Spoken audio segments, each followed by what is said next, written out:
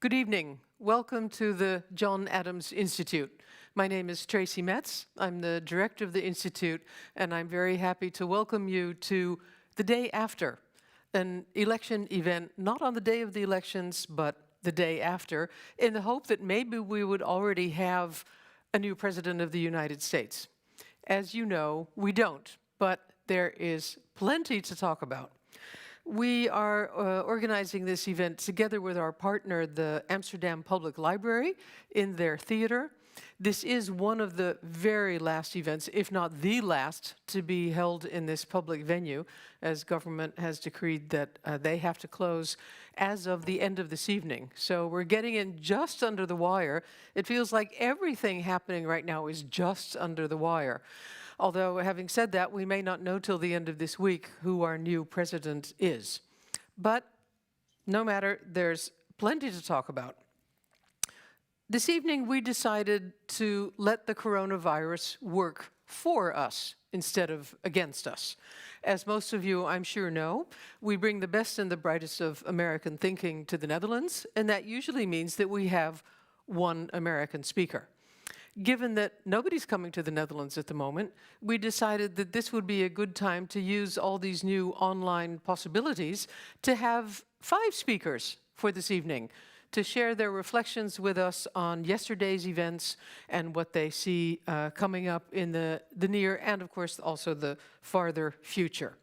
We have with us, as you see behind me, a whole series of speakers, 4 of whom have already spoken before at the John Adams. So they're repeat visitors, and I'm very grateful to them for taking time on this busy and strange day to share their thoughts with us. One of the speakers is new, Arun Chaudhary. He is an American who lives in Berlin now and will be speaking with us about campaign strategies. We'll introduce him later on in the event. I would like to introduce to you now our moderators for this evening. First, Laila Frank, who is a journalist and writes about the US, and of course Maarten van Rossem, also an expert on the US and one of the Netherlands' smartest people, if I'm not mistaken. I would like to give the floor to them to tell you something about their experience of this election day and their first impressions. Laila. Good afternoon. Thank you for joining us for the last dance, or at least the last dance here in the library. Well, my impressions. It's been a strange ride, and if I have to tip in my 5 cents of wisdom on what happened tonight, let me reflect a little bit on what I'm seeing in the United States based on my travels and living there and on my recent travels as well. I see a great discomfort with America. There's a discomfort with the political system for many Americans where not every vote counts or not every vote counts equally. I see a great discomfort with the economic system, growing income equality, just to mention one of the many things. I see a growing discomfort with structures of society, racial disparities, debates about identity and diversity. And I see a lot of distrust in institutions. And the discomfort translates to me into 2 different directions, one of them being activism. And I find that as a need or a cry for change. And I see apathy. And if I reflect on activism, I see a need for change against the system in place, and that can translate into a vote, for example, for the president. If you look at a vote for him as a vote against the system, and it translates into a vote in the Hispanic community. He has entered his way into the Black community. There are a lot of union members in Ohio that Trump took away from Biden. A vote of activism, a protest vote is a vote for Bernie Sanders, for example. And I also see a lot of grassroots activism. I see a lot of, especially in the South, activism growing, trying to get people into the political system and educate them. And I see that actually as a quite a positive thing. I also see a lot of apathy, not voting. So many Black Lives Matter protesters that I speak to who say, this system doesn't work for me, I don't vote. I put my body to the street, but I refuse to vote. Or I just vote this one time. We're all talking about this high turnout, which is true, but usually it's pretty shit excuse my word. Voter turnout in the US is not that high, and I consider that a form of apathy as well. And then there is just the fact that we don't talk politics anymore. 4 years ago, people argued, and now they just gave up. So when you look at the outcome of this, or well, outcome for what it is now, I see activism and apathy, and I'm not sure if it's going to implode or explode. I think it's just a moment in time, and it's a very long stretch that we're living at, a stretch of change, a stretch of disparity, and honestly, I'm not sure where it's going to end. I do see a little bright light, which is the activism, and I see a lot of negativity. But those are my 5 cents of wisdom for now. I guess it's time to introduce Maarten. 5 minutes of wisdom. True. I got interested in the United States in the 60s as a naive and young historian. My main inspiration then was The Making of the President, 1960, by Theodore White. Wonderful book, but full of mythology, of course, where you learn that Kennedy was a real hero, and of course Nixon was a terrible person. And by the way, they were almost exactly the same kind of person. They had the same kind of ideas. And I would say Kennedy was more sinful than Nixon in a certain sense. But anyway, I didn't know these things then. I was inspired by the book, and I got interested actually in American presidential campaigns.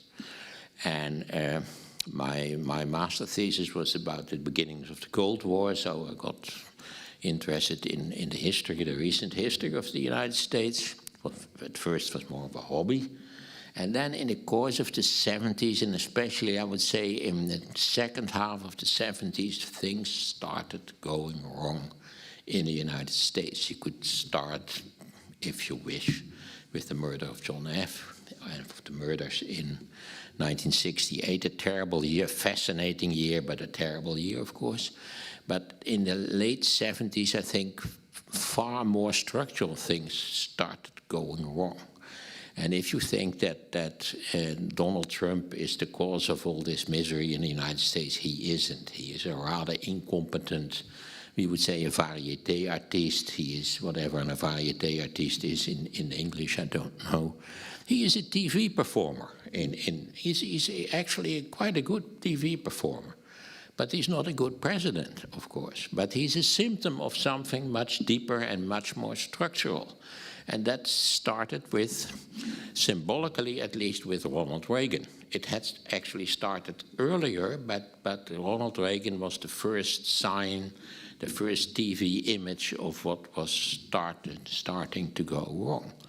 So it's 40 years ago that things started to go wrong in the United States. And that has to do with what we call neoliberalism, the idea that the government should be as small as possible, that investing by public institutions is the wrong thing to do. Investment should always be something done by private investors, of course. And then, of course, the great differences in income in the United States started growing and growing and growing.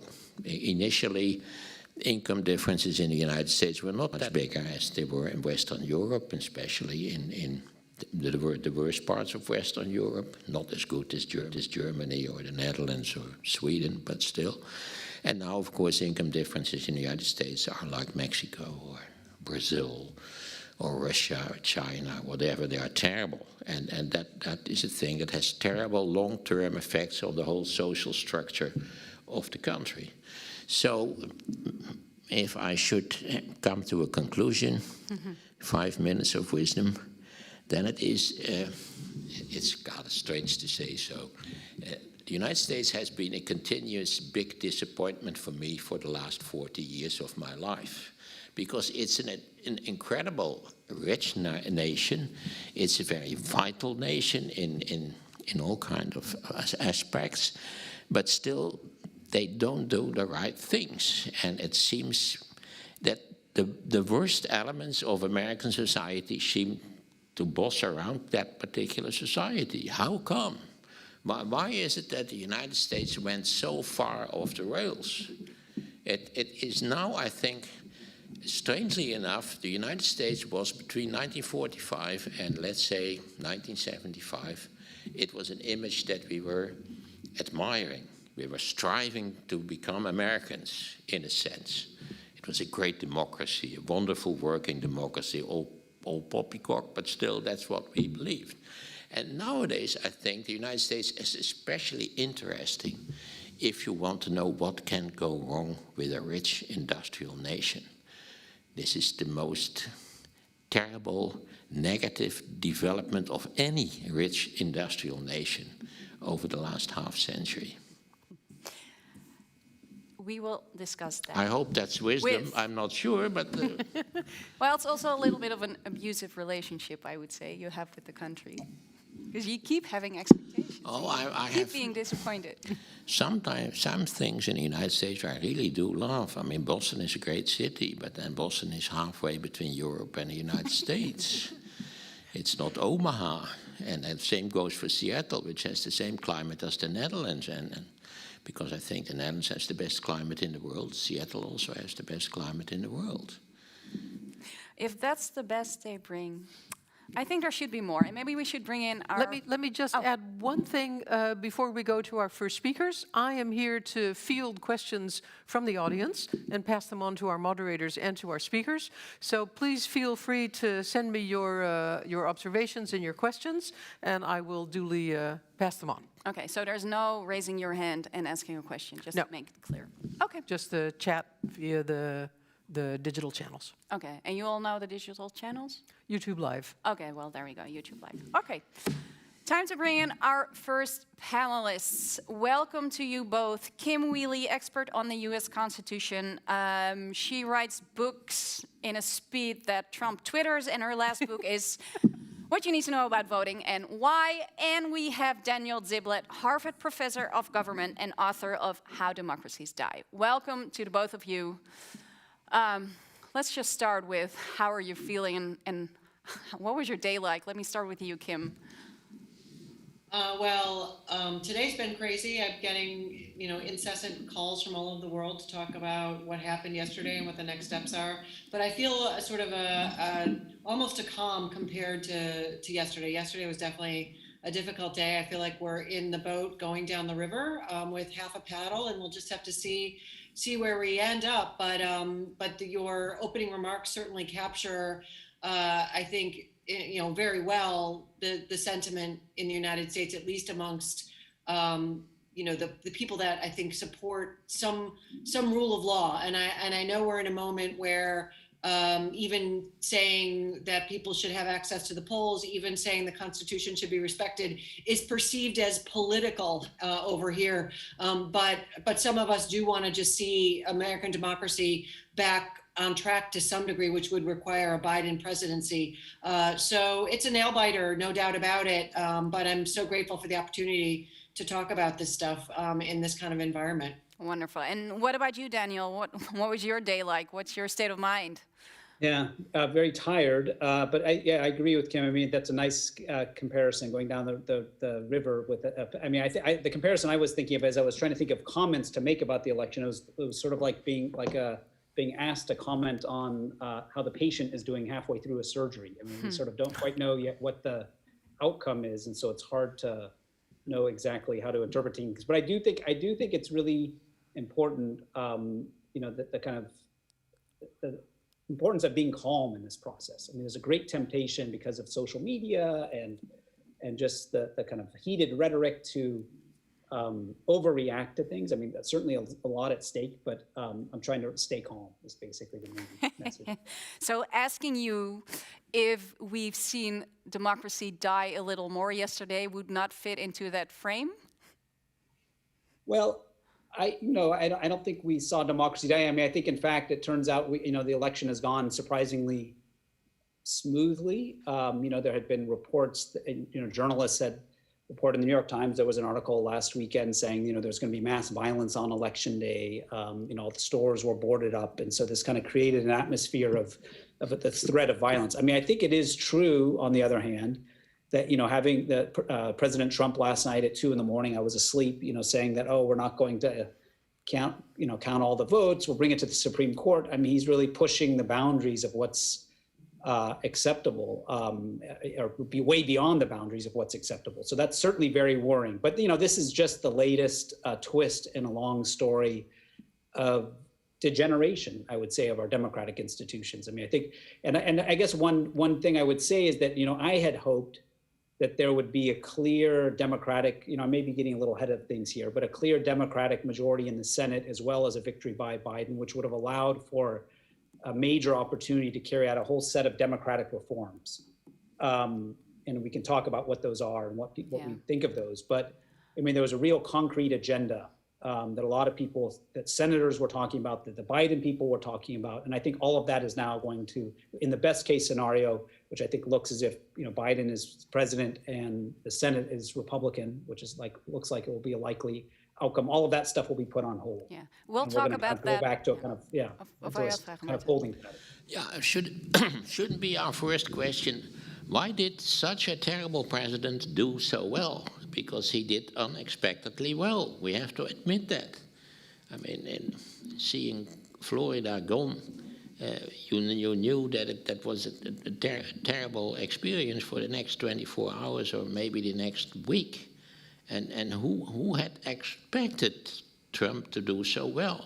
Can you imagine a man who has done almost everything wrong that you can do wrong, a man with a kind of lunatic incompetence, and he is so extremely successful. Never in American history for the last 120 years so many people came to vote. And at least half of them voted for Donald Trump, for an idiot. Can you explain that? Kim, can you go first? Sure. That's a complicated question, and I know Daniel has some deep expertise on sort of the trends, why populism takes hold this way. But a couple things. First is, yesterday was sort of counting only one team's votes in a lot of these states. And I blame, and I had a conversation, frankly, with CNN today. I said, listen, next round, when you put up a state and it says, oh, it's red and it's 56% of whatever, you need to educate the voters to understand this is 56% of the votes that came in today in this particular state. There are millions of outstanding ballots that were voted by mail. The expectation is they will be blue. If we had put those all in a bucket and waited for a month or a week and then counted them all at once, I think these trends would not look this way. And that's really unfortunate. And that's partly not entirely the media's fault. They should have anticipated this, but it's just doing business as usual and not pivoting, because nothing that's happening right now with Donald Trump is a surprise. I had a piece yesterday in the Atlantic where I said, listen, he's going to call this election tonight, and he's going to say we stop counting ballots, even if they're validly counted, or they're validly cast, and there's not a law in the land anywhere in any state that says, ding, ding, the clock has rung, it's time to stop counting ballots. That's never the law anywhere. But as far as, so I'm not so sure these numbers are so shocking. I never believed there would be this landslide. I'm not sure where people thought that. We're so polarized, and we've tolerated so many horrific things. Kids in cages, shooting at the media, taking people's eyes out, within the, notwithstanding the First Amendment, federal officers going after peaceful protesters, impeachment without a trial. It just goes on, and just the amount of corruption and using the office of the White House to make money. This is not that different from where we were a week or a month or a year ago. As far as blame, a couple things. One is, of course, a lot more than the other networks combined. A lot of Americans get only their news from Fox News. Literally, that's it. And there's a slew of falsehoods, and the president supports all of that. So people believe lies. They don't understand. And with social media changing and basically technology changing, I just had somebody in an Uber this morning. I was in the Czech Republic doing the Czech embassy doing a talk. The Uber driver says, how do you get good information? I think Americans need to understand how to manage the garbage in that it's not garbage. That needs to be taught in schools. And, when you're told that I saved 2 million lives from COVID, I saved 2 million lives from COVID, I saved 2 million lives from COVID, that's what you believe. That becomes fact. So that's one thing. The second thing is, and this comes down to voting. America's, and it sounds like Maarten probably knows more about this historically than I do, but, American dominance was built on putting people in chains for 400 years and sticking them in cotton fields to work as enslaved people. And we still are having a fight in this country around whether humanity is humanity. And the ballot box is where one of those fights are still happening. And so Donald Trump dialed into deep-seated racism, to deep-seated misogyny, and to pain. Americans, as Laila indicated, are in tremendous pain financially. The healthcare system, income inequality, poverty. 1 in 5 children live below the poverty line or were hungry before the pandemic. That number went up, particularly among people of color, since the pandemic. And he dialed into easy answers to complex problems, which I know, again, Daniel can talk about, as to, this populist sentiment. This is my savior. These are the propaganda feels okay. It also feels okay to marginalize other people based on skin color, based on gender. I would hope that a populist message on the other end that had some threads into humanity could take hold as well. But for a lot of sort of structural reasons Maarten alluded to, the political system is deeply broken here. I 100% agree. It's very unfortunate that the Senate is not going to function going forward. It's very unfortunate that that Mitch McConnell, who has endowed himself with single-handed veto authority that does not exist anywhere in the Constitution or anywhere in a law anywhere, is going to continue. And it's also unfortunate the Supreme Court has destroyed the sort of campaign finance system such that the corporations and billionaires dominate our federal legislature. They're answering to those constituents, not regular people. And I'll say the last piece is civic illiteracy in America. The Annenberg Center for years, and I know I mentioned this in my talk last year, the sort of last moment of freedom before the pandemic, when I came to Amsterdam and had an extraordinary time with all of you. I probably mentioned after my first book, Annenberg Center for 10 years have done studies. Only a third of Americans can even name the 3 branches of government: legislative, judicial, and executive. Very difficult for them to understand why this matters so much, how to change the system, and that voting is so important. And this notion that unlimited power in the presidency is bad for everybody. 10% of college graduates in 2015 thought the television reality star Judge Judy was on the United States Supreme Court. Only 6 states in the country require basic civic literacy as a requirement for high school diploma. So, I mean, I can't fix my car if it doesn't start, because I don't understand how the engine works. And to expect Americans to go in this very complex system, the Electoral College, you can vote people into office at the state level that will change how the electors are actually casting their votes in the Electoral College to make it more proportional. Very few people understand that. They think, I have a daughter at Oberlin College. It's one of the sort of elite progressive institutions in the country. And she tells me that these students want anarchy. That's where they feel they want to throw the entire thing out.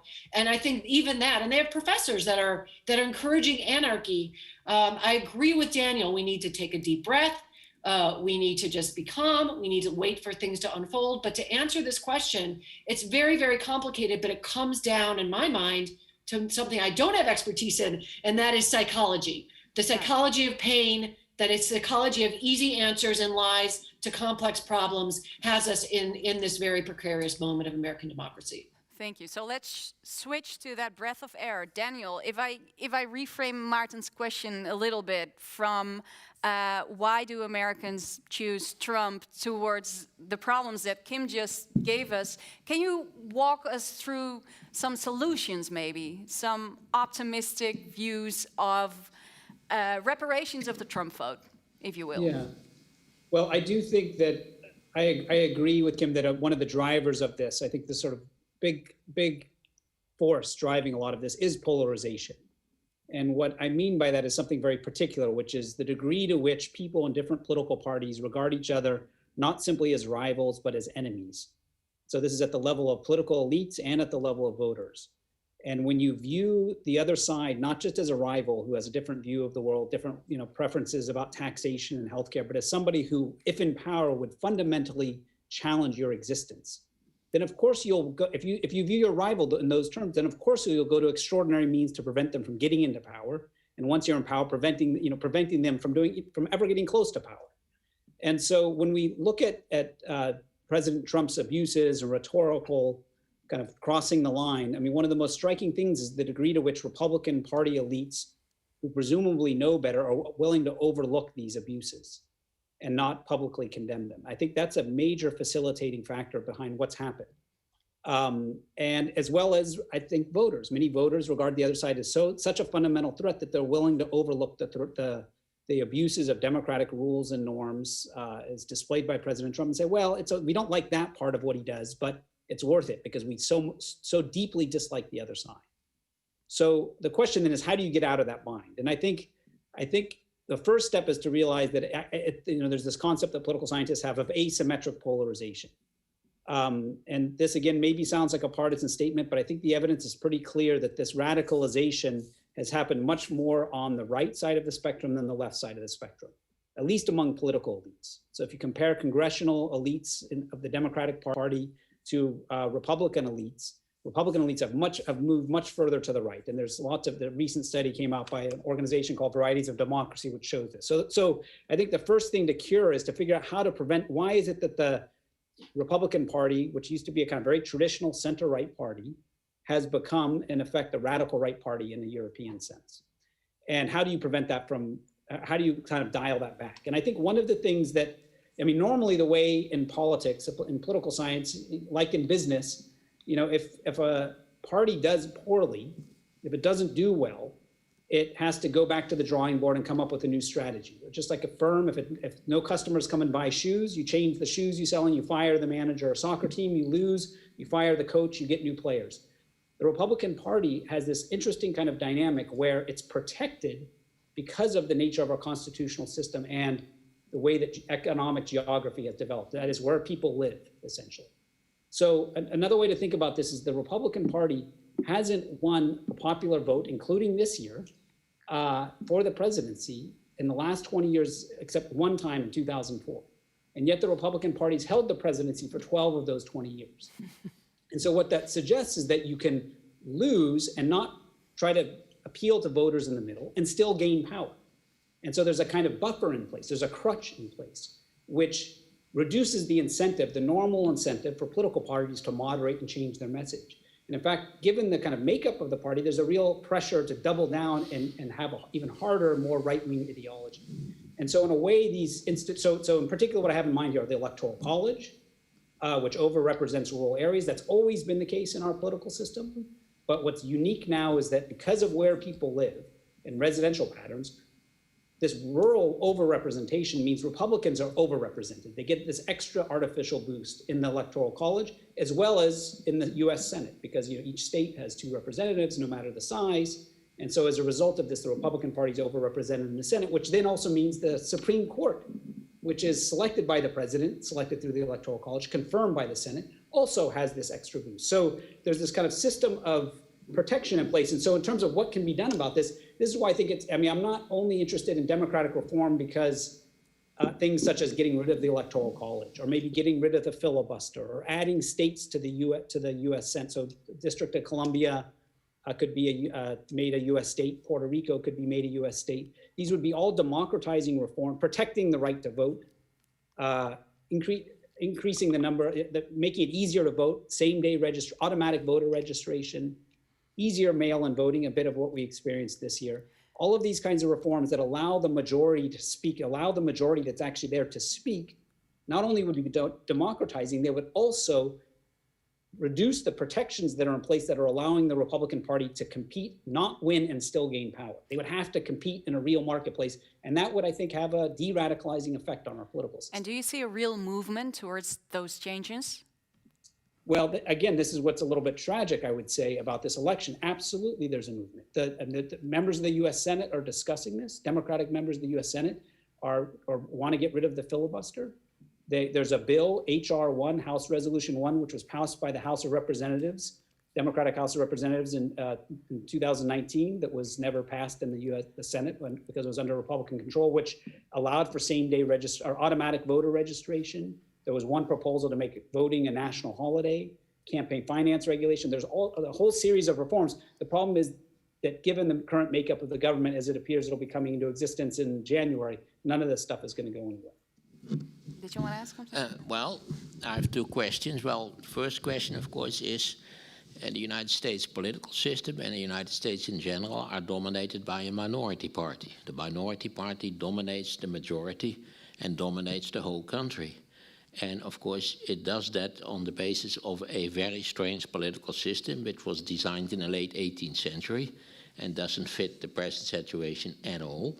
But of course, the minority which is dominating the system is not willing to change the system because it profits from the fact that the minority is the majority, actually, which is a strange situation, but that is the situation.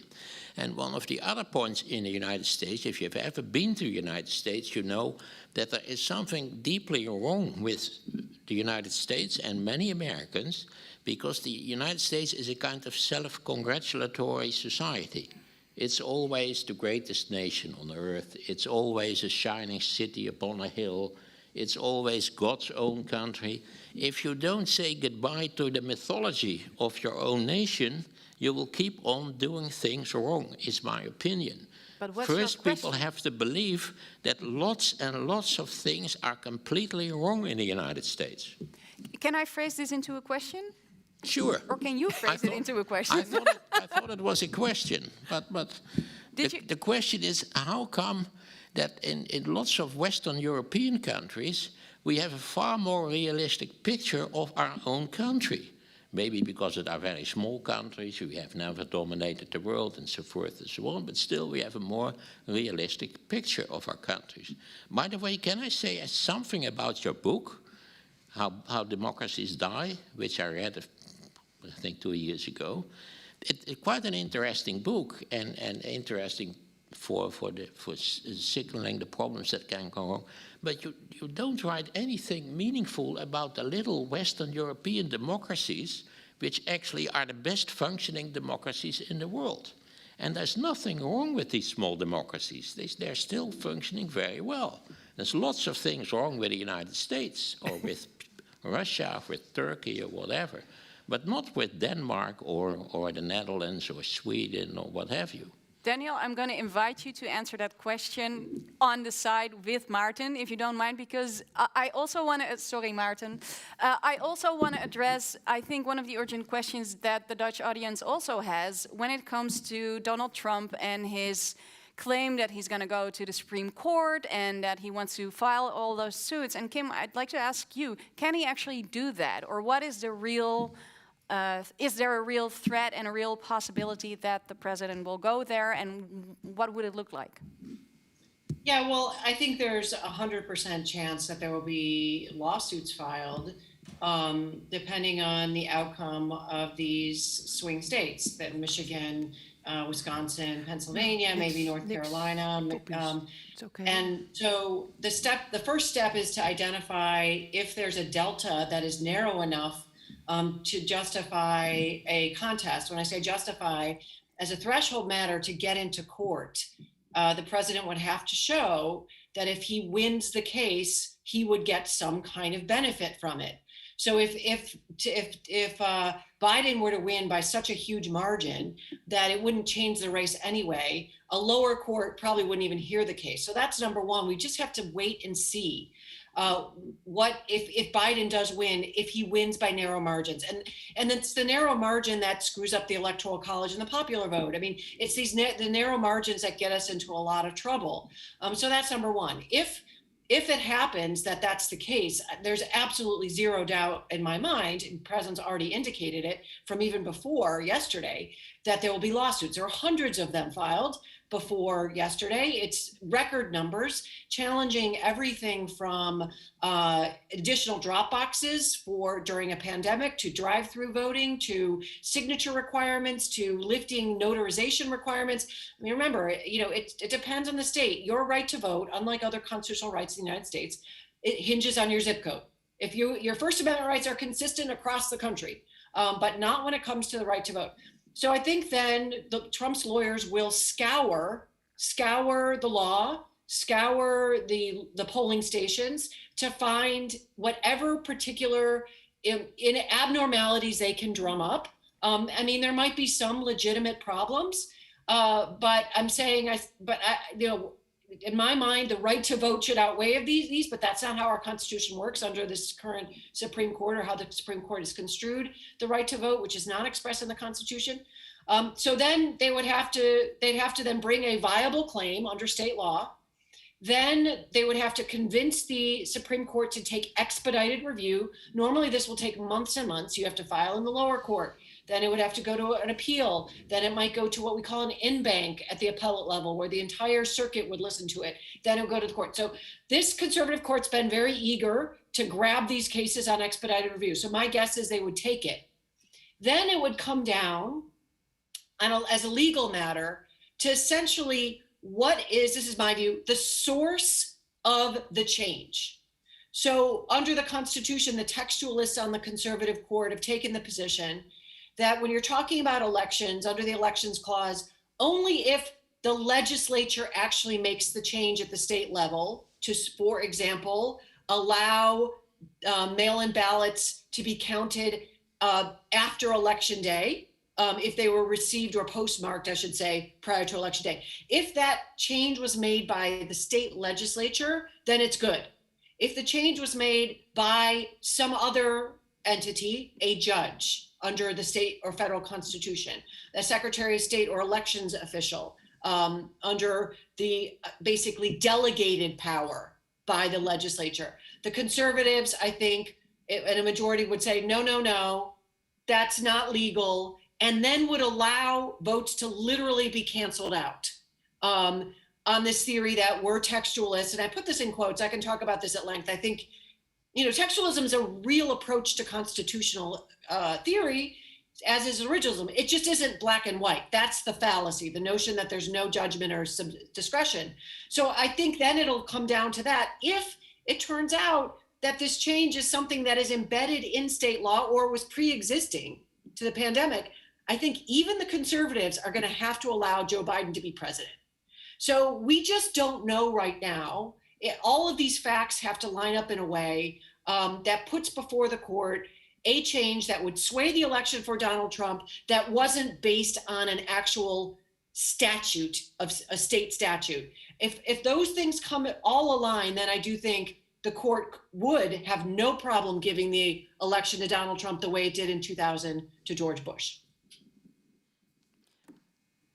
I think I understand you. I'm trying to understand how real this opportunity is, that we're gonna get stuck into months of lawsuits before we actually know what the outcome of the election is. I think that is unlikely. Is another typical American problem. All these idiotic lawsuits about everything, everywhere, every time, by every person. You are a dictatorial state by lawyers, in a way. Well, I mean, I'm a law professor. I'm trying to look for structural reasons that so many things go wrong in the United States. We have breaking news, Maarten. Oh, Maarten, that's me in this case. No. Oh, sorry, I'm totally confused. Yeah, it just got in that Trump is asking for a recount in Wisconsin. Pretty much all the votes are counted. Joe Biden is leading, small margin. Kim, is there a law in place in Wisconsin, a formal law that says when you can recount or not? Is this a real option? Yes, there is, and I actually have the research. I'd have to pull it up. I don't have it off the top of my head. Some states, there needs to be a certain delta, or it needs to be a very close vote. Some states, you can just ask for a recount automatically.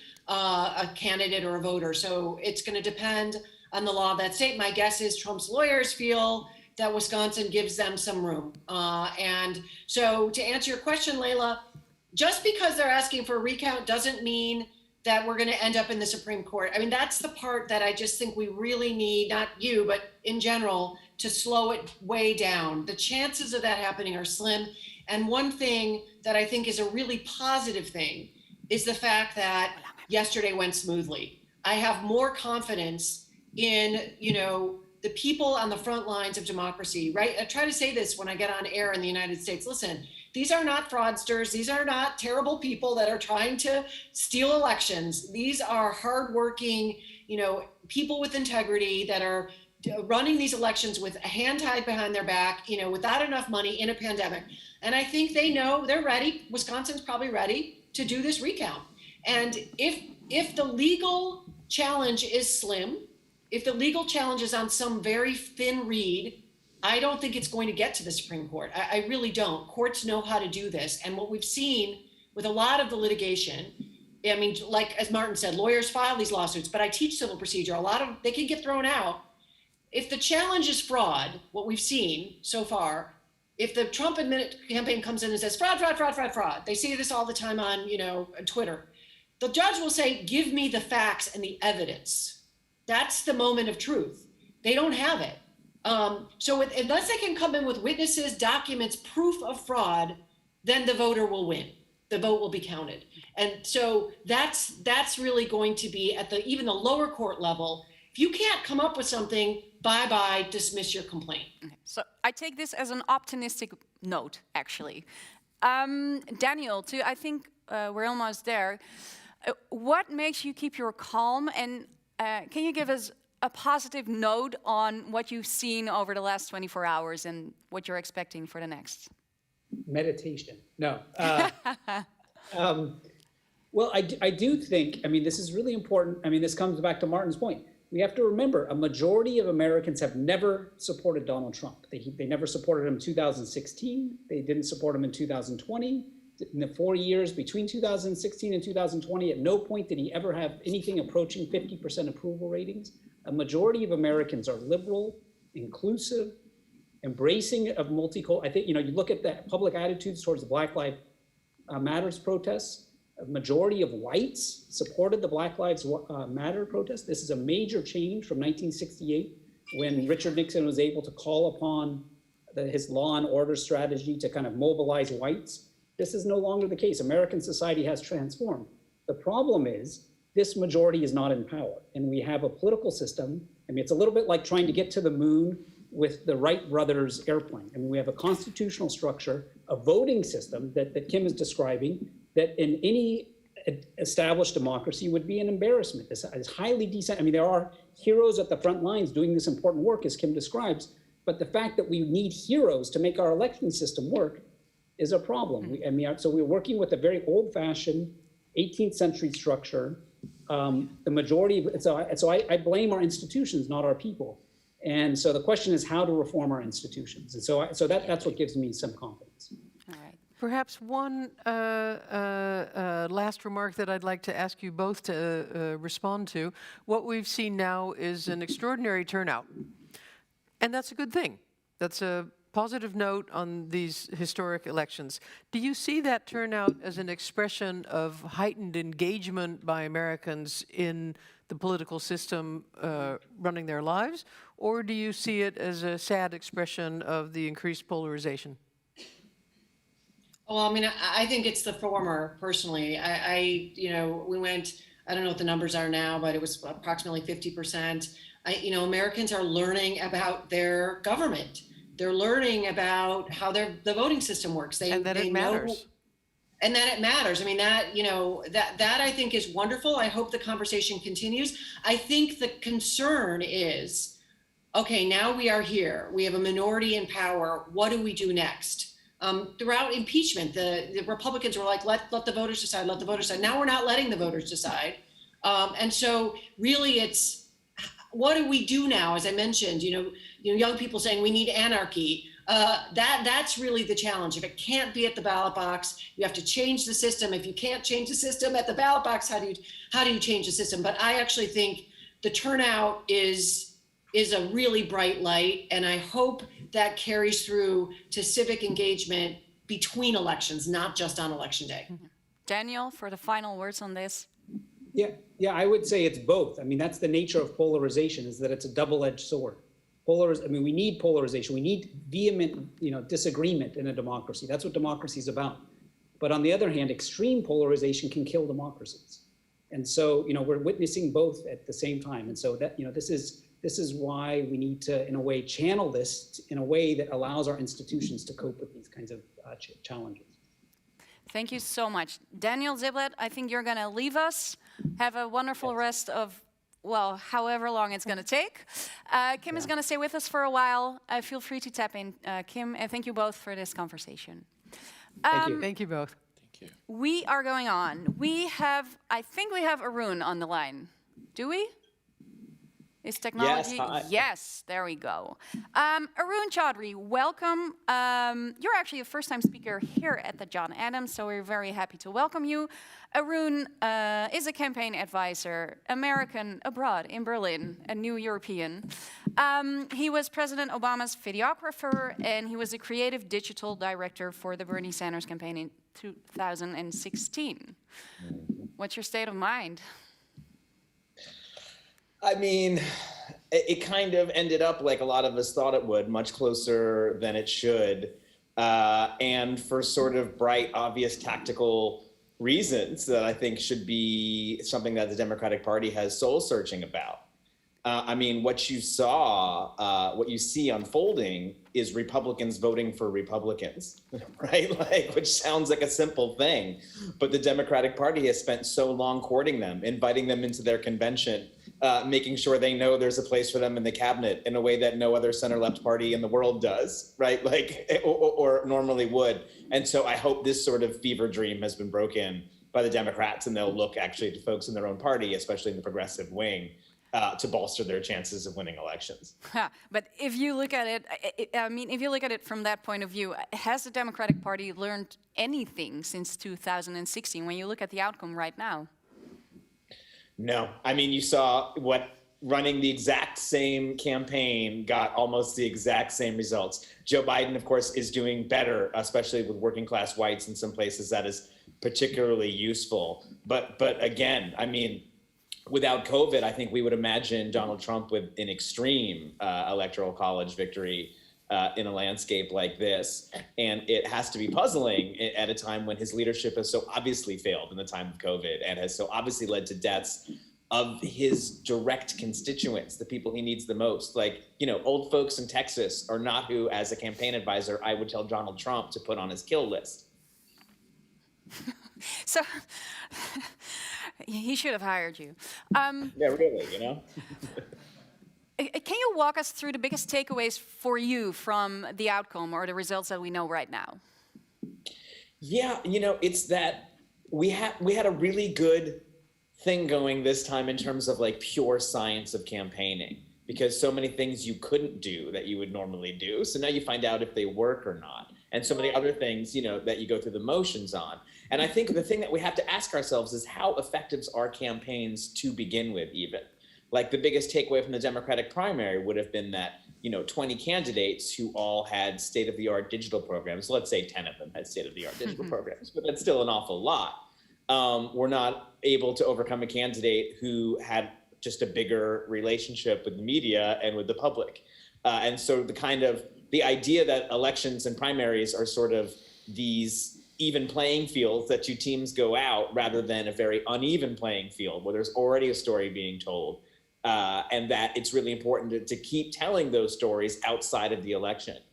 Donald Trump has been running from the very first day he took office, and I mean that quite literally. He filed his fundraising paperwork right hours after his inauguration, which is a bit of an odd duck maneuver. But I think he meant it quite seriously. He's been spending real time campaigning, talking to people, holding these immense rallies, and it has increased his voters and increased his voter turnout. And it has a bit of the kind of Karl Rove energy of, you go find new voters that look like you. You don't increase the size of the tent. You just, in a country where 40% of people aren't participating, the biggest untapped resource you have is non-voters, is people who don't vote. And unfortunately, a lot of the digital tools we have are meant to turn out likely voters. And these new Trump voters would have definitely been classified in anyone's, little digital playbook as being low propensity voters. And so in an election where you're not just going door to door and talking to everyone, but are actually targeting people digitally online, you're going to just miss all of those people. So where is the Democratic Party at right now? Let's say Biden wins, just for the sake of argument. And I think it's likely he will. Right. We hope and expect that Biden will win. I think the Democrats then are going to have a very awkward couple of months. Probably the biggest regret progressives have is not pushing Obama during transition. The old adage, personnel is policy, but I think people thought, oh, we've elected this guy, no matter who the cabinet is, who cares who these things are, he's the one making the decisions. And I think as someone who got to work at the White House, I saw how who the people in your cabinet are, the people who recommend your policy positions to you, kind of can constrain the arguments. And so I think you'll see a lot more jockeying and pushing for different actual personalities for some of these positions, where in the past you kind of would have taken a step back and not really started pressuring the new government until it took office. So I think you'll see Biden-Harris administration sort of taking a lot of incoming from the left immediately after he's declared the winner. So there's going to be a big influence from the progressive wing, is what you're saying, basically. Yeah, and I would say this is the same as we're seeing in a lot of places, whether it be the latest regional elections in Italy or in the U.S. You see progressives and young people kind of coming out and towing the line for candidates who may not have been their first choice and not necessarily getting a lot in return. And I think that's fine for the time being, but eventually there's a bill to pay, and kind of not winning big and doing sort of disappointingly, not keeping the Senate makes Democrats, especially traditional Democrats who've been pushing this, very vulnerable to new voices within the party. Bernie Sanders would be happy. Maarten. Yeah, shouldn't we give Trump his due? You said just that he started campaigning on the first day of his presidency. And whatever we think of him, he is a great campaigner. Absolutely. He campaigned for 4 years. He did everything wrong that a president can do wrong. And see how he came out. With flying colors, in a way. Let's hope that Biden wins. It's an unsure thing at the moment. So what's your what's so special about his campaigning? It's not even his campaign. What does he do that he was able to have all these Latinos vote for him? What did he do? And he was always completely negative about Latinos. And also, what did the Democratic Party didn't do in addition to that? I mean, I spend a lot of time watching Trump rallies. He's someone who I find fascinating and talented. I don't necessarily think he is like a genius. I don't even think he's necessarily very clever, but I think the English word that I would use is canny. And he has an intent up and he knows what's going on. And like Napoleon, the thing he excels at is picking the battlefield he wants to win at. So, you invite him into a debate about one thing, he's going to talk about what he wants to talk about until that becomes the subject, because he knows he can win on that. I think in a situation without COVID, like I said, you would find him with a massive, massive victory. And even with COVID, it kind of cut off his ability to change the subject from the thing he was doing the worst at, which was COVID. So this definitely was sort of the thing I think that prevented him from just clearly running the table. But what he does is he crystallizes I call it jazz. He's out there, the things don't necessarily make sense. If you listen to one, it may sound ridiculous to you, but if you watch a whole 2-hour event, he paints a picture that has a very simple message and that it's very easy for him to fulfill, which is prove them wrong. It's just prove them wrong. Who? Everyone. The experts, the economists, your teachers, everyone. Prove them all wrong. And this is why you can have a policy that's absolutely contrarian to the interests of someone who's voting for him, because they're not interested in the policy. They're interested in the trajectory of that policy, which is to constantly prove that the elites are wrong. And Donald Trump does this with his very existence. His existence seems to infuriate, especially, liberal folks in America, to the point that he can actually steer the conversation at all times. So it's not something anyone can do. It's not something anyone can do. He actually is, I think, in some ways, a very special candidate. Arun, why is this message of proving them wrong such a strong appeal to voters? What's beneath that? I think especially on the left, sort of after the New Deal and the kind of erosion of it, you saw what was a mass party, and I think you can make analogies to many of the European center-left parties. What was a mass party became a professional party, a party of professionals. And at some point, the community and the family that it offered to people disappeared. And this sort of sense that they're absolutely not looking out for the best interests of people while still sort of taking the votes for granted, just the difference in the rhetoric versus the action has just left a debt that has to be paid. And I think austerity, especially as kind of influenced by the Germans in the EU, was sort of the last straw when it was sort of suggested that the working class was going to have to pay the debts of the upper middle class and the rich. And this broke a worldwide straw in which people no longer saw themselves as part of a bigger cosmopolitan project. And it really is going to take a lot of national reconstruction to sort of set that right. What can the Democrats learn from Trump's campaign talents, Arun? I think one of the things that they can learn... And I'm asking this, I have a reason for asking this. Laila didn't mention it yet in her introduction, but you were also advising the Dutch Labour Party, the PvdA, on our upcoming elections in March. So I'm very curious, what can we, the Dutch, but also what can the Democrats learn from Trump's blunt but passionate and effective campaign strategies? In some ways, it really is about back to the basics, about what's on offer. It's what should I expect from the government and what will I get and should I want more? Trump hasn't delivered on those things necessarily, but that was an important part of his rhetoric and continues to be. He seems to, from our perspective inside the U.S., be the one who's pushing to get stimulus checks out, be the one who kind of one who wants to get you influx of something to help you in your life. And so this idea that it's less about sort of the decency and the presentation and all these things, and it's more what you give and what you get, is something that Donald Trump... Transactional.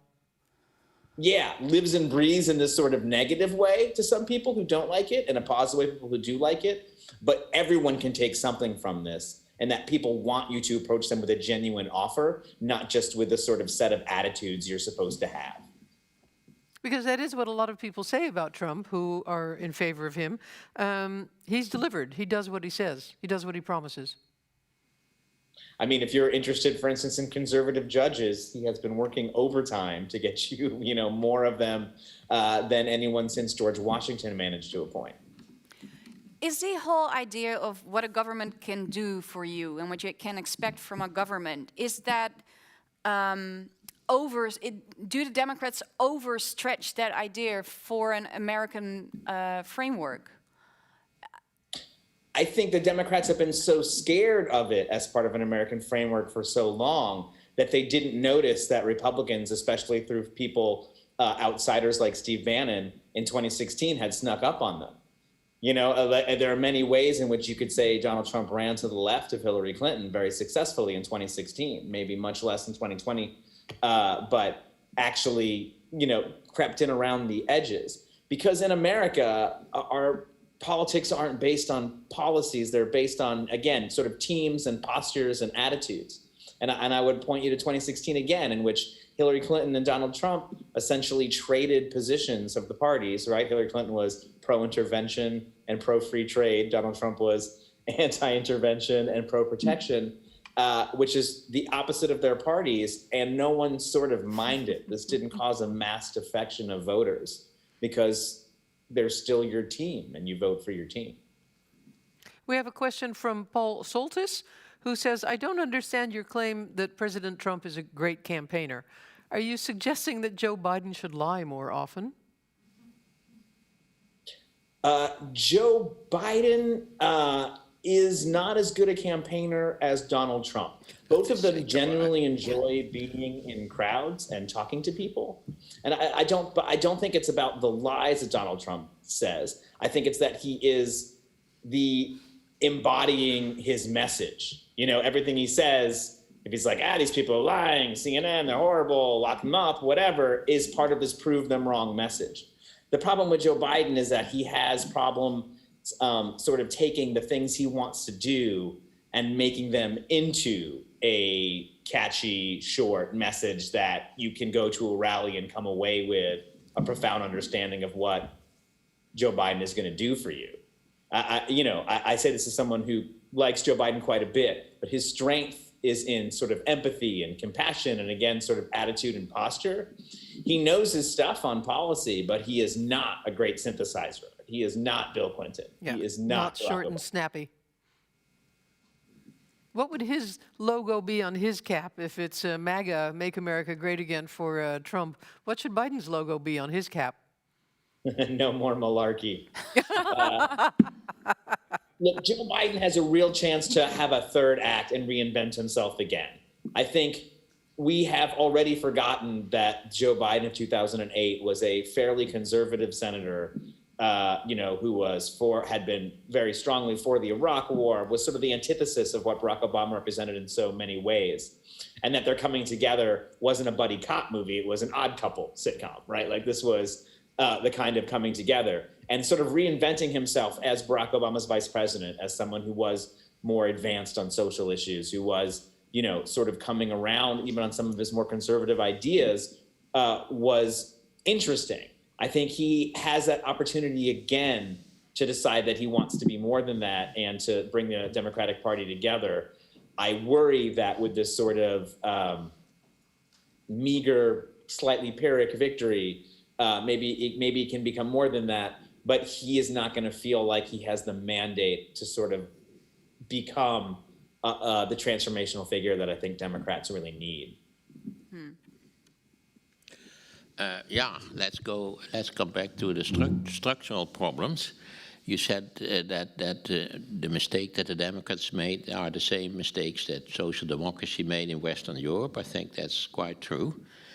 These mistakes started quite early in the 70s and have all to do with the fact that social democracy failed in compensating for deindustrialization. That happened in the United States in a big way and in a little bit smaller way in Europe.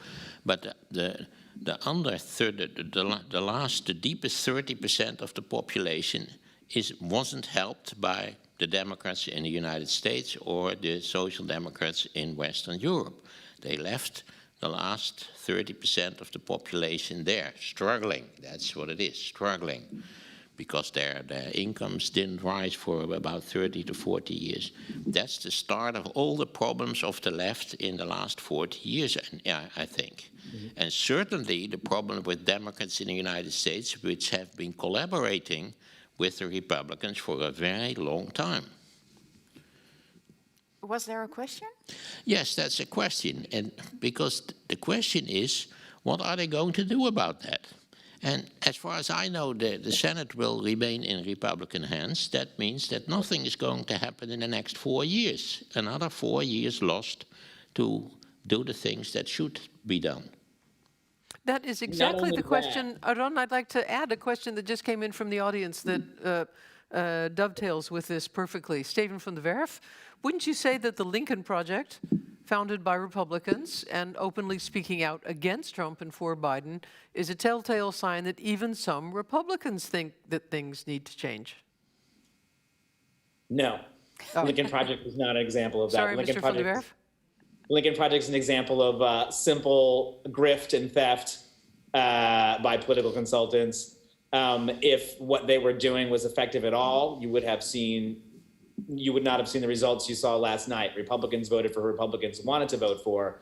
A certain segment of the Washington Republican class who seem to be unusually bellicose on foreign policy, seem to be dissatisfied with the performance of the president and seem to have a private vendetta, and managed to spend $70 million of Democrats' money on it. So I'm very sour on the Lincoln Project, and I'm very glad that their kind of model has been disproven, although I think the damage will go on because they have now the data of moderate Democrats in places like Texas and Georgia, and they're clearly going to try to flip that back for Republicans.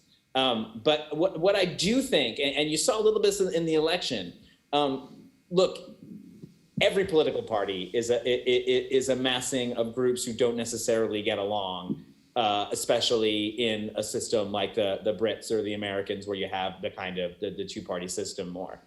The Republicans have a strange alliance of sort of like hedonistic rich people and like, poor evangelicals. The Democrats have like Silicon Valley and labor.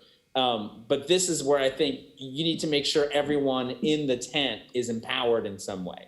And part of what you saw with the process described over the last 40 years is the diminishing of the power of labor, coupled with the fact that we only had envisioned a labor movement around industrial things. And so interestingly, in California, Proposition 22, if y'all are following, which unfortunately— We are not, so you have to explain that to the Dutch audience. That is one of the attempts of the share economy, the gig economy, to actually enter into collective bargaining in a real way. It was saying that Lyft and Uber could not define their drivers as contractors, but has to define them as employees, and thereby they become subject to labor laws where they can collectively organize. And this initiative didn't make it, right?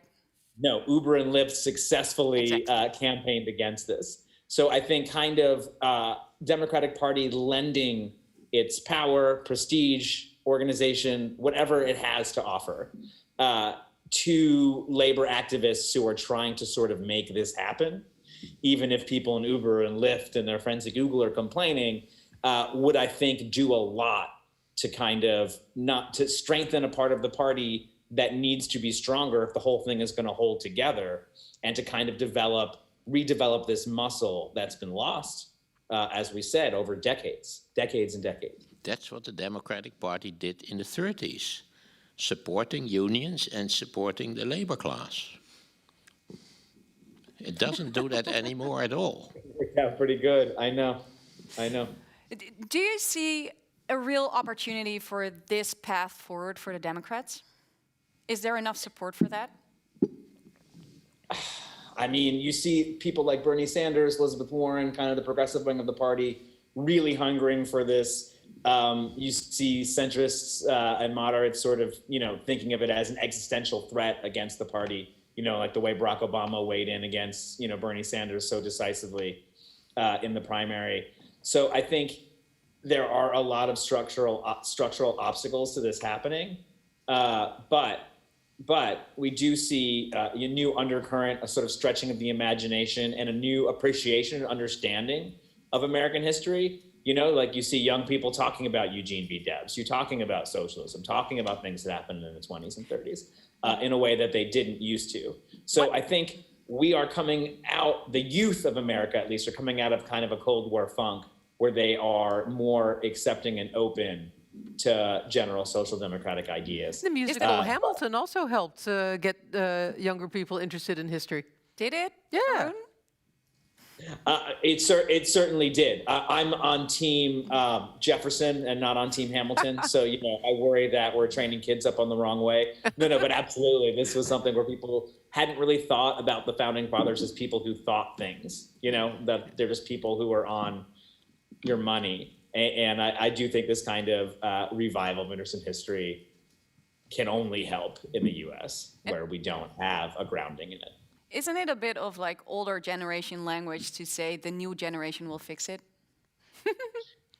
Yeah, no, it sure is. And, and it's funny because we talk about the new generation like it's one generation, even though there's many coming up. And I will say, as somebody who makes content, when you talk to millennials, it's not the same way you talk to Gen Z. They are very different people, very different aspirations, and very different ways of communicating. And so I think, there is a lot of overgeneralization, but there also is a rise in participation of young people. And we saw a lot of that yesterday, and that's good, because so often the mantra is young people don't come out, young people don't come out, even though in the US it's actually sometimes very hard to vote, especially if you're young and you're not totally situated in an address. So we make it hard, and then we shame people for it, and then we wonder why we have such low participation in our process. We have the New York Times is calling Wisconsin for Joe Biden, by the way. Somebody's clapping here. Good. That was definitely very good news. Yeah, one thing we should not have been that close. Yeah, one thing that's, well, it didn't surprise me, but I've been watching it for a while, and Donald Trump got a bite of the black vote, especially younger black men. How do you explain that? Because he asked for their vote.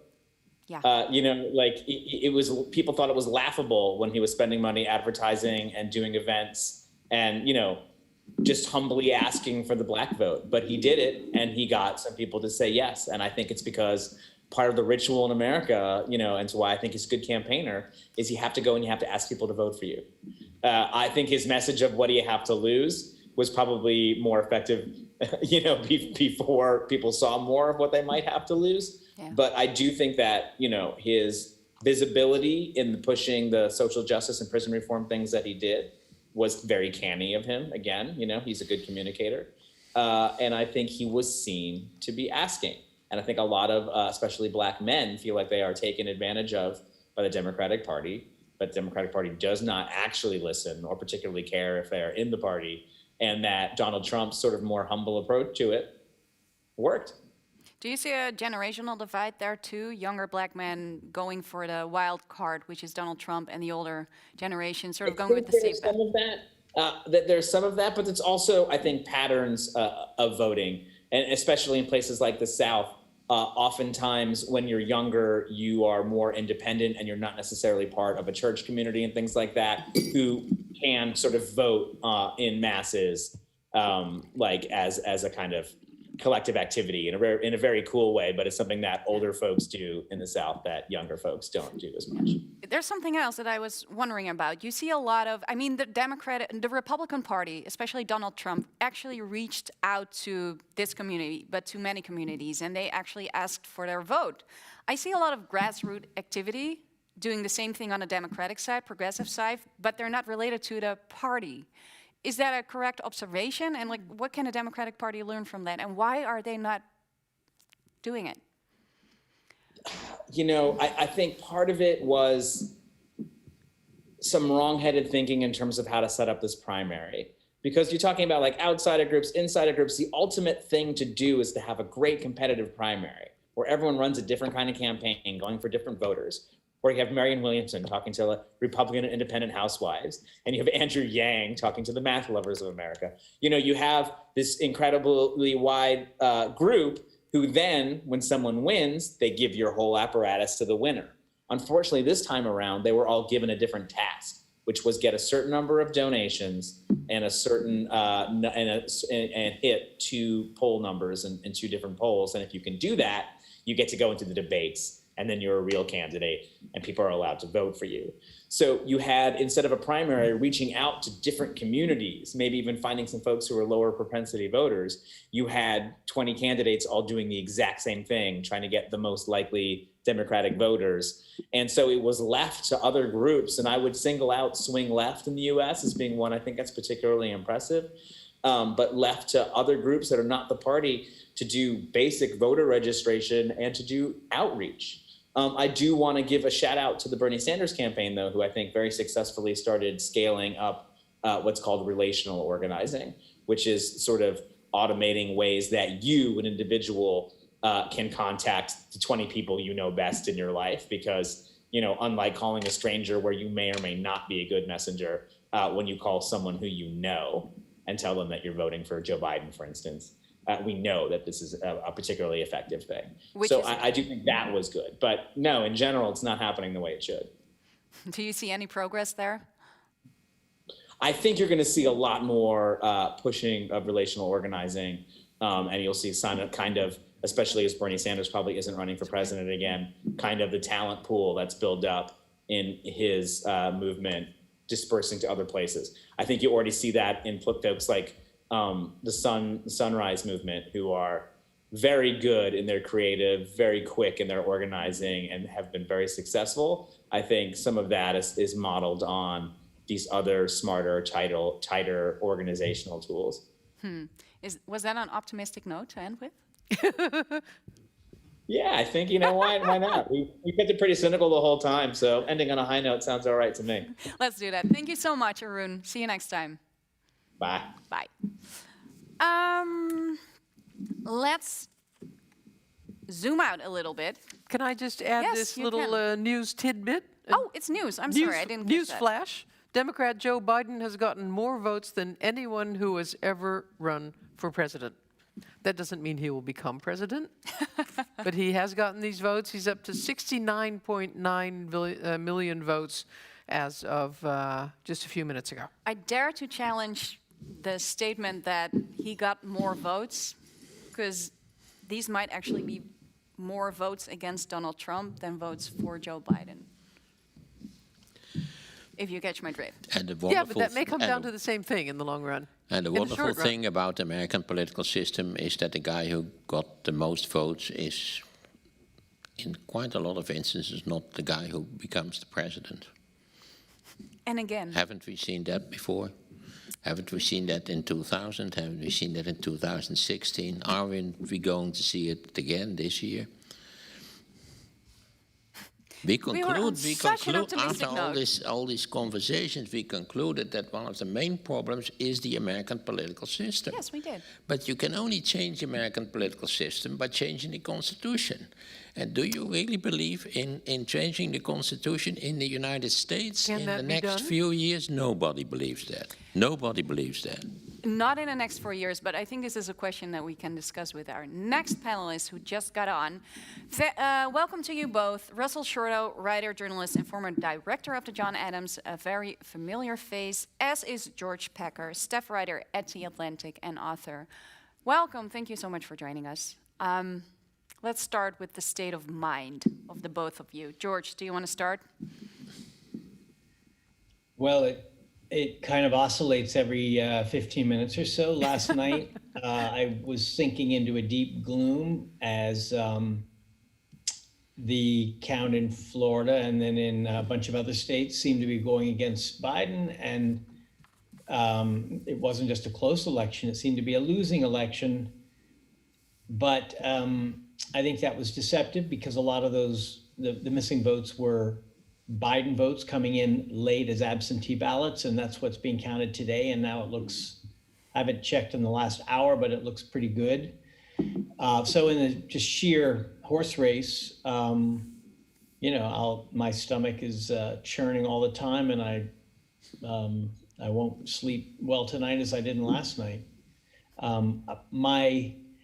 If Biden wins, I have a deeper, dark feeling about, or if he loses, it doesn't matter. The election shows something about us as a country that is very hard to face, but hard to escape. I don't want to cut into Russell's time, so I'll just leave it at that, and we can talk about it as we go on. That's quite a cliffhanger.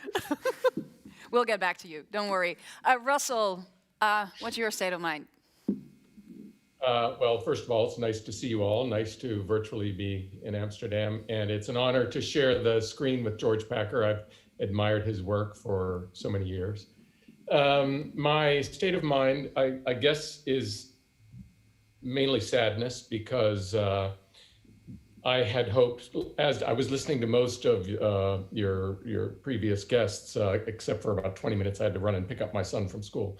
But so I share that sense of sadness and frustration. I had, maybe not right in the forefront of my mind, but somewhere in my mind, I had held out this hope that 4 years of mayhem and illegality and shattering of norms and children in cages and all the rest would have made some portion of, some significant portion of Republicans say, you know what, this is not the American experiment, and I still want to participate in the American experiment. And that doesn't seem to have been the case. So that's a huge loss, because it now means not only, I mean, whoever ultimately wins, the future is a mess. George Packer wrote a wonderful book called The Unwinding about America in our lifetime and this slowly unraveling society. And I think from now forward, it's maybe the dissolution. I mean, because you're going to have these two wild animals locked in a cage together, and you know, what possible good out, this kind of dovetails with the point he ended on, what possible good outcome can we expect from this? We have entered the sequel of The Unwinding. Yeah, exactly. George. Thank you for that, Russell. I couldn't agree more. I think Russell put it really well.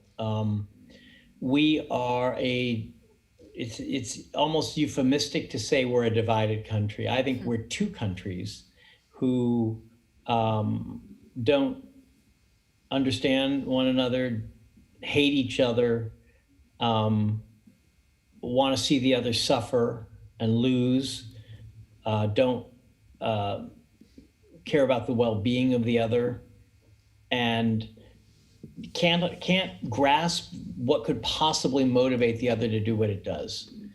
I'm in one America, and so I look at the tens of millions of votes that Trump got, and I share Russell's just sense of horror and resignation at how you've seen him for 4 years now. He's a threat to democracy. He's actually gone pretty far along the road to destroying democracy. He'll go a lot farther in a second term. Do you not care about our democracy? Have you given up on it? Have you got another attachment to him? And what is that about? So it's a failure of comprehension to some degree on the part of people like us who look at Trump and cannot imagine how he could have this much support. But his support is so real. That's the truth that's come of this election. 2016 was not a fluke. It wasn't Putin who gave us Trump. It was we who gave us Trump. And his popular vote will be greater this year than it was in 2016. And it will also be more diverse. It seems pretty clear that it's going to have substantial minorities of Latino and even Black votes, mostly men. The races are incredibly competitive all over the country, from Nevada to Maine to Wisconsin to North Carolina, just very, very tight. So he's got broad appeal, and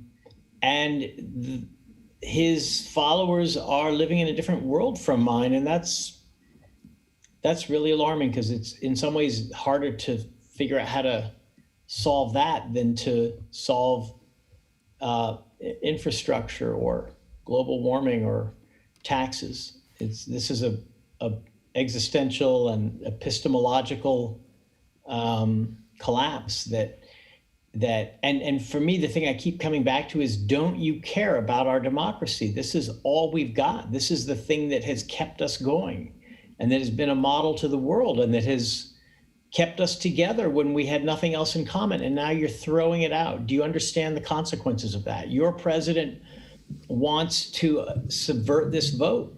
He wants to stop the counting. He wants to take the vote away from people. He wants to do anything he can. Does that not concern you? And I don't hear that coming from anyone except never Trumpers, who are a kind of a vocal minority of Republicans who've gone the other way. So we are stuck with each other. We can't live apart. We can't live together. That's the message of this election. And it's been true for some time, but I think fantasies can arise that the other side may eventually start to fade away, that we have the majority, that we have virtue, that in some ways right will prevail, and it's not working that way. Instead, we're just, we are two caged animals in the same cage. And I don't know if there's any precedent. Russell, can you think of one for how a country divided as we are goes on together without a civil war or without breaking apart like Czechoslovakia in a peaceful way? Is there any precedent for what could happen? Well, I Maybe- think Just, excuse me, Russell, because there's actually a question coming in about a possible civil war, so we might. Response to George's remarks about whether do people really care, Yvonne Sonderop. If the US is two countries now, can journalists only speak to one of the two peoples? that's a challenge to speak to both. I think the Civil War notion is, starting 4 years ago, that really entered my head, that this is in effect a civil war. The obvious difference between now and the American Civil War of the 1860s is that there was a convenient, if you want to use that word, geographical divide then, and that doesn't exist now. So I'm kind of, over the course of the day, you started by asking how we're feeling, been thinking of this larger and more defiant Republican vote for Trump as, in effect, declaring a civil war, saying, you know, we don't care that he violated norms, has violated laws, has been nakedly corrupt. We're after you, and that's what matters. And that we can't do it on a battlefield, so we're doing it this way. It sounds a little bit, but maybe that's just the sentiment of today, that the both of you have given up. Well, if I can, one of my naive hopes was that if Biden won a large victory and the Democrats took the Senate, then they might be in a position to, I mean, as George was saying, there are a host of reasons that people vote for Trump in spite of these glaring faults. And some of them are good reasons. Both parties have failed a lot of America. And if there had been this kind of supermajority, then that might have given the Democrats an opportunity to, maybe a little bit like what Bernie Sanders was doing, to open up to white working class men and say, we want you in this tent.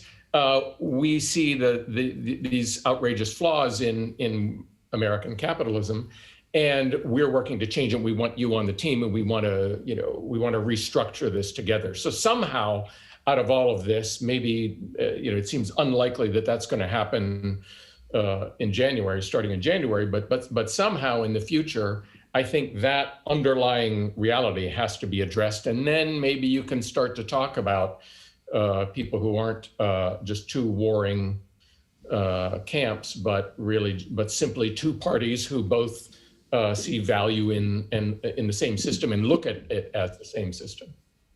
Yeah, I agree, Russell. If Biden had the power to govern, which would require a Democratic Senate majority, his platform and agenda are pretty ambitious, even sweeping, and address some of the very issues that fueled the discontent that produced Trump. But if he doesn't have a Senate, and if he wins the presidency, but there's no Democratic Senate, it will be just pure obstruction, which Mitch McConnell knows how to do very well. And instead of some broadly popular economic program that can at least begin to show people that government can actually work on their behalf to make life better, instead we'll have endless little blow-ups of the culture wars, which are symbolic and which take the place of actual policy and programs. And the culture wars are a bad place for Democrats to be.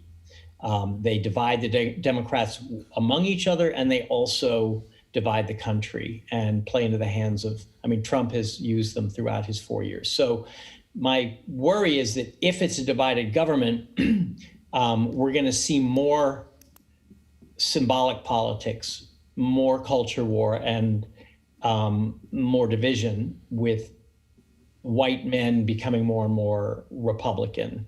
That's why the Senate is so important. Right now, it doesn't look so good for the Democrats. But that would have been, for me, one way through this nightmare is for a progressive administration to actually be able to govern and to begin to address common problems, which Biden has laid out in his platform. Maarten? Yeah, I've been thinking of a terrible solution. Wouldn't it be the best for the United States a second Donald Trump term, making things even worse than they are, a kind of verelendungspolicy? Because when there must be some point somewhere in the future where a majority of Americans realize that things have been going completely wrong in their country, that the United States has derailed in a very fundamental way. So isn't it then a kind of solution? It's a solution from despair to give Trump another term and let him fill even more completely than he has filled in his first 4 years. And Trump himself has already also referred to a third term. Well, maybe a third term. I'm quite free in it. Well, because you both have a very bleak vision. And I completely agree. When the Senate is Republican, the next 4 years, nothing will happen. It's just lying still in the water. From the The problem that has been clear throughout these past 4 years, which I have been frustrated that Democrats have not seemed to fully want to see, is that, I mean, we're talking about Mitch McConnell and Trump, obviously, violating norms in, for example, the method of blocking Obama's Supreme Court nominee and then shoving down the throats of the country, the Trump Supreme Court nominee under the same circumstances. That's just one example of if you are two people playing a game, the game has rules. And if one team decides it's not going to abide by the rules, you don't have a game anymore. And the Democrats keep acting as though all we have to do is get smarter about how we play the game, and we've got a chance. But if the other side doesn't want to play that game anymore, if it has torn up the rules, what in the world do you do? Can I answer the proposal that a second Trump term would enlighten the American people? The first Trump term has culminated with very nearly half of Americans voting to give him a second term. During the past year, 230 or 240,000 Americans have died of COVID. Our economy has collapsed. Unemployment went up to 30% at one point. It's now down to 8%, which is still incredibly high. We had a summer of protests and riots. It was the worst year maybe in my lifetime, and Trump is very close to getting reelected. So I don't think another 4 years is going to convince anyone of anything that they don't want to be convinced of. I think we have to try something, because well, let's not try that. There should be. That one I'm just going to say right off the bat is not a good idea. But George, let's find some other ideas. If I frame it from the perspective of many activists that I've spoken to, they tell me if Biden is the president and Kamala Harris is the vice president, we're just going to pretend that racism is going to be addressed. If Trump is getting another presidency, he basically made the Black Lives Matter movement visible. He made it visible how racially divided we are, how white supremacy is still a power. So if you frame it from that perspective, what they say is just let it explode, let it get worse, because that's the only way it can get better. Can you understand that perspective? That's a dangerous fantasy, because when they say let it get worse, what do they mean? How many people do they want to see killed? How many businesses do they want to see burned before the vast majority of Americans suddenly wake up and say, gee, we live in a racist country, we should throw this guy out and have another president? It just doesn't work that way. The idea that the worse, the better, which was a slogan in the late 60s of the New Left, it was a disastrous idea for the New Left when Tom Hayden said that he wanted George Wallace to win in 1968 because the worse, the better. Well, we got Richard Nixon, and we got a huge conservative backlash for years and years. In some ways, we're still living with it. It will not be different this time. So no, Biden and Harris are the sane alternative. They will not give the activists all that they want, but they will take steps toward police reform, toward investment in Black communities, toward improvements in spending on education that may not satisfy self-described revolutionaries who think that we're going to have a completely new country if we can only make things as bad as possible for the country that we actually have. But it would be progress. And progress is something the American people need to see, or else they'll completely give up on government and on one another. Among the many things that need to be addressed, how to do it is another question. Education. Your earlier panel was talking about how ignorant Americans are of their system, of how it works, of their history. In the past 30 or 40 years, in addition to that, we've seen the basic units of society, small towns, families, collapse. And in the wake of that, there's this alienation. And so people are forming these new groups or reaching out for alternatives. And they don't have that kind of historical underpinning. They don't have that sense of what the founding fathers did and what the country has gone through. So some kind of coming together as a group, as one people, with common principles, with common goals of rebuilding a kind of civic culture is something that I think is hopeful. That I have no idea how to achieve it, but how could both sides not value something like that? Yeah. We have a not so much a question, but a remark in the same vein from Mark Owe in our audience. He says, Biden will also have the opportunity to run a transformative presidency, not so much in lawmaking, but in pulling the country together again and hand it over to the next generation. Is that the best possible scenario? I think a Biden presidency would be a good thing in many ways. That's one of them. I mean, the president, as we've learned by the negative example of Trump, is a very powerful person. Biden could immediately change the tone of politics coming from the top. He could lower the temperature. He could speak to the whole country. He could treat the American people with respect and dignity and model a kind of respect that Americans have stopped showing each other. And perhaps it could gradually begin to seep into the country and into the way Americans talk to each other. He would show a different face to the world. That might be the most important change he could make of all if the Senate remains Republican. He could show to the world that we want to cooperate, we want to be a good citizen, we want to lead, we want to be involved in collective efforts to solve problems, where America first is over, and America as a good world citizen and a leader of democracies is back. That's something a president can do without a whole lot of congressional involvement, and something I know Biden would do because that's just in his nature. That's the way he sees the world.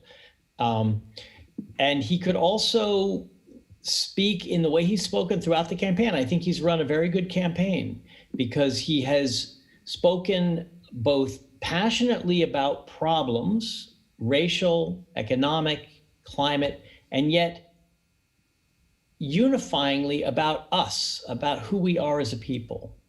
And he won't be able to heal these divisions, but at least we will no longer have the incredibly destructive daily noise coming from the White House that we've had to live with for the last 4 years. And I think that would just have a kind of calming effect on the country. This is a very different view of the role of the Democrats from that expressed here by Barbara Harrison. She says, part of why some of my family members voted Trump was that they hated what the Democratic Party has come to mean. They feel that the Democratic Party is a threat to democracy. Perhaps this goes back to the deplorables, which none of us will ever forget. Can you understand this sentiment, George? I'd like to hear how it's a threat to democracy. If she means that there's an illiberal tendency on the left in universities, in the media, and in the Democratic Party, she's right. There is an illiberal tendency. I've written about it. I've spoken about it.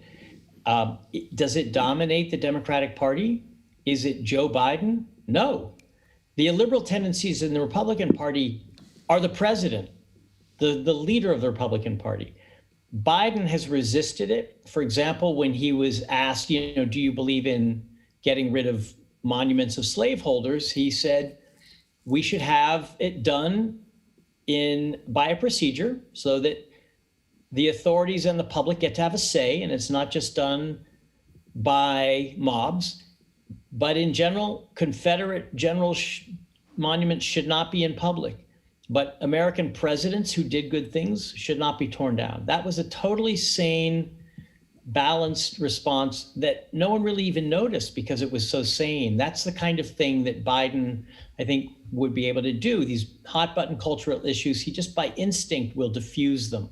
He will downplay them. He will not poke fingers in the sensitivities of people who fear that the Democrats will impose some kind of illiberal majority rule and force other people to live exactly like them. There are Democrats who have that tendency, but Biden is not one of them. And I think he'll have a much more, as I said, a much more soothing effect than maybe any of his opponents in the Democratic primary. If I could just follow up on that. A few days ago, I was on Bauterhof, and also on the panel was Ayaan Hirsi Ali. And she made this unusual argument, I thought, that it was probably not a good idea to vote for Biden because there is this illiberal left. And if he got in, they might be in charge. And my counter to that was essentially what George was saying. Well, the illiberal right is already there. They are in charge for sure. Why assume that a moderate Democrat is going to automatically be under the sway of the extreme wing of his party? Gentlemen, we are approaching the end, and it's against the bluesy tide that we're in right now, but I would like to ask you if there is a silver lining in your view in whatever we're looking at right now. There is. First of all, in spite of Trump's every effort to rig this election and to intimidate people from voting, we're going to have the highest number of votes cast in any presidential election in our history, with just incredible turnout in some parts of the country. And that is a testament to Americans' abiding belief that their vote matters, that really it's all they've got in a way, and they're not going to give it up easily. So that to me is, whoever they voted for, the fact that they voted gives me some hope. As does the fact that even though Trump's numbers are much higher than we expected or than I want, it looks like Joe Biden is making inroads into some of Trump's areas. And for every American who has voted, to me, appallingly to keep Trump, at least one other American has voted to get rid of him. And that's why we're divided, but it's also why there's, for me at least, lots of flickers, even stronger than flickers of life left in our democracy, because people voted like their lives depended on it. This was the most urgent, intense election I've ever seen. And it's because Americans have seen what 4 years of Trump have done to the country. And that, at least they are engaged. Russell, a silver lining to end with? Yeah, just to follow up on that, I think that the attention that has been brought to bear on the system and on politics through these 4 years and in the course of this one election is maybe an occasion for the kind of civic re-education that we need to bring about to move forward, to move into a future in which we can kind of come to a new appreciation of the founding documents, of the bodies of case law, all this foundation of material on which this country has rested, and which we fear we've seen shredded in the past 4 years. But the thing that Trump brought about then is kind of a certain amount of awakening, and where we go from here is anybody's guess. I think one last thing is this is literally the morning after, the day after, and so we're all dazed. Assuming we move into it's a big assumption, but assuming Biden becomes president in January, there are all kinds of opportunities for reinventing, for being creative, for taking what we've got, if it's divided government, if it's horribly divided country, and looking at it in a new way. Thank you so much, both of you, Russell Shorto, George Packer, for sharing your precious time and your thoughts, and good luck in the upcoming days and weeks. My closing remarks, my silver lining for Yes. today. My own private silver lining is that no matter what the outcome of these amazing elections will be, there is still something like the John Adams Institute, which will continue to bring the best and the brightest of American thinking, hopefully of both ilks, to the Netherlands. And I'm very glad that a center like this that fosters discussion and debate and thoughtful reflection exists. And in that same vein, I wanted to tell you about our next upcoming event is on December 1st at 4 in the afternoon. It will be an online conversation by Roberta Haar of the University of Maastricht with Ian Burema, who will be in New York, on his new book, The Churchill Complex. Thank you all for joining us. My apologies to the members of the audience who posed questions that we didn't have time for. I hope you understand. Thank you to those of you who braved the pandemic to be here with us this evening. Thank you to the Public Library of Amsterdam, the OBA, for hosting us and for working with us on our program series. See you back on December 1st, and thanks again. Good night.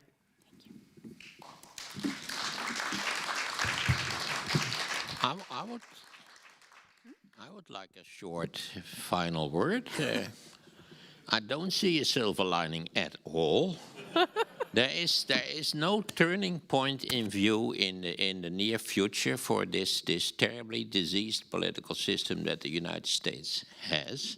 You had a wonderful president for 8 years between 2008 and 2016. This wonderful president, willing to do all kind of positive things, was blocked for 6 years by a Republican Congress. And as everybody said, the Senate will be in Republican hands and will block everything positive that Biden or Kamala Harris wants to do. So I don't see a silver lining. Joe Biden is not a turning point. Joe Biden is old politics going in an nowhere. old jacket. He's a nice guy. I hope he wins. But it's not going to change the United States. Okay. Wait and see, as Trump always says. I'm sorry to have spoiled your evening.